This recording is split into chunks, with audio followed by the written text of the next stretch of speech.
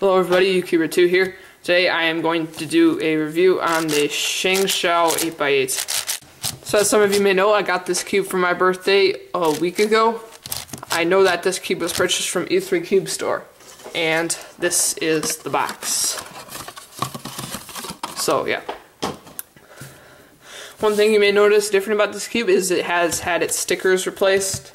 I replaced them with my favorite shades of ISO stickers that are super bright. You've seen them on my channel before. So now this cube looks good, but let's get into turning. The turning on this cube is absolutely amazing. It is very smooth. You can almost turn it with one finger. I'm just bad at doing that. It's very smooth. The second layers are very smooth. The third layers are smooth. And the fourth layers are smooth.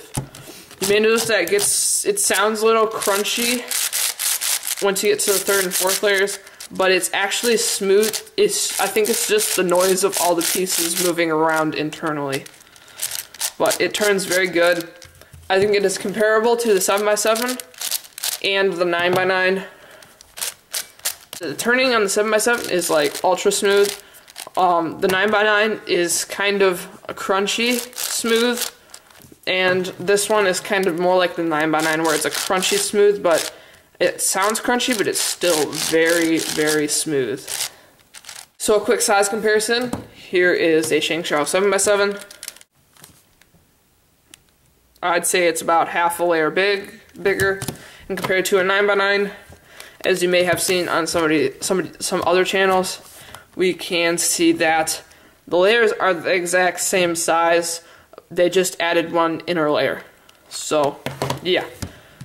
So this cube now does complete my full big cube of Shengshou puzzles, so I will show that real quick.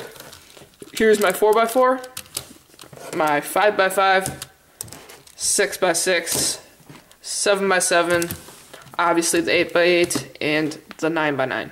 So let's try and get these all in view.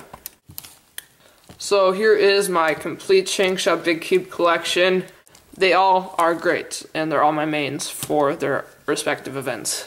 In case you didn't know, I am a pretty big fan of Shengshou cubes. Let's check out corner cutting. Let's try one cubie. And that goes. A little bit more, it goes. A little bit more, it can go. Let's try 1.5. At 1.5 cubies it does lock up though, but it can go just over a cubie, and the corner cutting is really nice. Now, as for inner layers, I would say about half cubie is the max. If you try and go line to line, you'll get a lockup or a pop. This piece right here wants to pop, so I'm just going to push it back. And the same will go with the third layer cutting and the fourth layer cutting. So the corner cutting is very good for a big cube, and it's more than I'd probably ever need even if I was speed solving this cube. The speed of this cube is pretty fast. The algorithms flow pretty nice on it. It's not as easy as to do on, obviously, smaller cubes, but, you know, it's fast enough, whereas if you're doing it on a cube and you're trying to speed solve this, I think it'd be fast enough for me.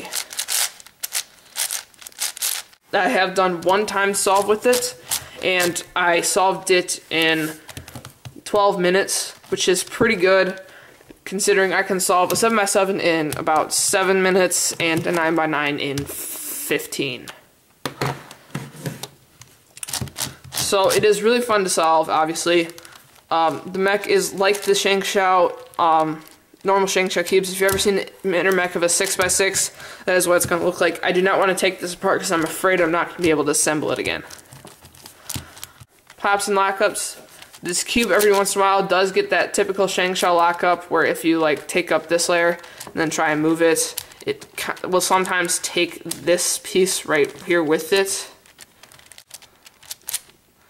You see it kind of just almost hides the piece, and you almost get a pop in the back too.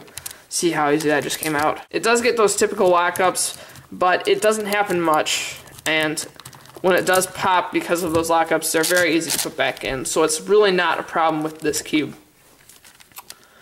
Yeah, so overall, this is probably one of my favorite cubes. I actually solve it more than a 9x9 because this takes less amount of time, and I have to find a pretty big sitting to solve this monster, even though this is a monster too. But they both turn great. So I would really recommend this to anybody who wants to buy a big cube, but I would also recommend you buy the Shengshou 7x7 and 9x9 as well. They're all really good.